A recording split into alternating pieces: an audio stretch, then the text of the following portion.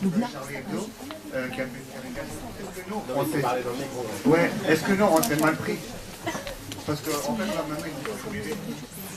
Ouais, ils vont faire une BD, donc on s'est mal pris. Est-ce qu'on a mal réagi à la aux caricatures?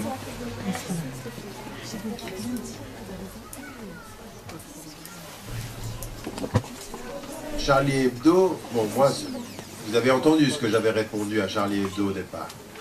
Bon, ils nous disent, nous, on est pour la liberté d'expression. Bon, d'abord, c'est un journal qui va mal financièrement. Et donc, il se trouve que chaque fois qu'il y a une polémique autour de l'islam, ça leur amène des ventes qu'ils n'avaient jamais eues. Par exemple, sur la dernière opération, ils vendent tellement que ça leur permet de... En fait, sur un numéro, sur l'islam, quand ils attaquent l'islam, ils font suffisamment de ventes pour permettre de le renflouer sur une année. Et donc, on nous avait annoncé, c'est un activiste de l'association, du collectif contre l'islamophobie, qui avait relevé le fait que les derniers comptes de Charlie Hebdo étaient au rouge.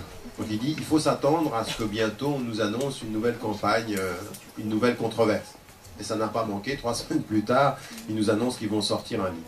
Alors, moi, ce que j'avais répondu à tous, c'est de la pure provocation. Ce sont des esprits qui sont dans la provocation. Alors, il y a 2 choses, à mon sens, qu'il ne faut pas faire. La première, c'est pas répondre, il faut ignorer. Faites ce que vous voulez, ça ne nous intéresse pas. Mais nous, comme certains tombent dans le piège et ils en rajoutent, non.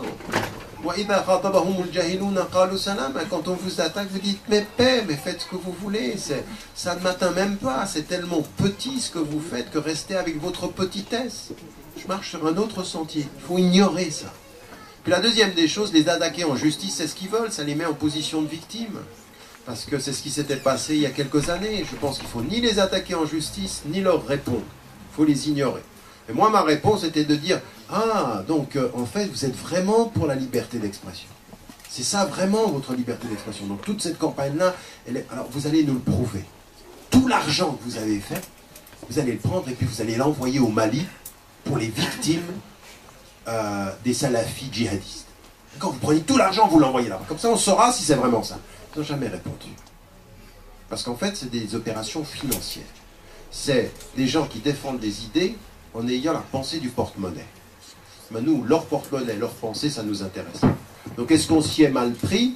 Là, sur le coup, je pense que sur la deuxième opération, ça allait encore. La première, ça a été le premier coup et on apprend. Peu à peu, là, maintenant, on est en train d'apprendre. Je crois qu'il y a une conscience aujourd'hui des Français de confession musulmane et des institutions de dire on ne va pas répondre à ces provocations, c'est inutile. Et je pense que vous, il faut que vous soyez dans cette logique-là. Manifester, ça ne servira à rien. Et certains, en plus, il y en a certains qui sont infiltrés dans ces manifestations dont le but, c'est de provoquer du désordre. Et puis les médias, elles vont oublier la manifestation, elles vont prendre 2 ou 3 qui font du désordre et ça va tout changer parce que vous savez comment c'est. Vous pouvez faire une manifestation à 500, à 5000 qui se passe bien, il y en a 3 sur le côté qui font du désordre, une caméra pour les 3 et votre manifestation, elle est vue par des millions de façon complètement différente. Donc il ne faut pas prendre ces risques-là.